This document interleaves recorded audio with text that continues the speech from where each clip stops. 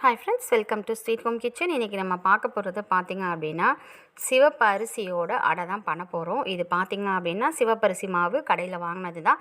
இதை வச்சு இன்றைக்கி நம்ம வந்து டேஸ்ட்டாக ரொம்ப சத்தாக அடை பண்ண போகிறோம். எப்படி அப்படின்னா ஃபஸ்ட்டு ஆயில் சேர்த்துக்கிட்டு உளுந்து, கடலைப்பருப்பு, பச்சை மிளகாய், இஞ்சி, ஜீரகம், கருவேப்பிலை, அதே போல் பார்த்திங்கன்னா வெங்காயம் இதெல்லாம் சேர்த்துக்கிட்டு நல்லா வதக்கிடுங்க. வதக்கிட்டு நம்ம எடுத்து வச்சுக்கிற அந்த சிவப்பரிசி மாவு இருக்குது பாருங்கள், அந்த மாவில் இதெல்லாம் சேர்த்துட்டு உப்பு, கொஞ்சம் தண்ணி இதெல்லாம் சேர்த்து நல்லா மிக்ஸ் பண்ணி விட்ருங்க.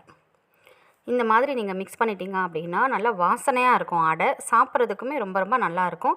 சின்ன பசங்க கொஞ்சம் விரும்பி சாப்பிடுவாங்க. இந்த உளுந்து, கடலைப்பருப்பு இதெல்லாம் சேர்த்துருக்கோம்னா அதனால் இந்த உருண்டை எடுத்து இந்த சட்டி சூடாக இருக்கும் அதில் லைட்டாக அப்படியே தேய்ச்சி விட்ருங்க. அந்த எண்ணெய்லாம் இருக்கும்ல அதெல்லாம் அப்படியே லைட்டாக தேய்ச்சி எடுத்துட்டிங்கன்னா மாவு நல்லா டேஸ்ட் கொடுக்கும். அதுக்காக தான். இப்போ தட்டி போட்டிங்கன்னா சிவப்பரிசி அடை ரெடி.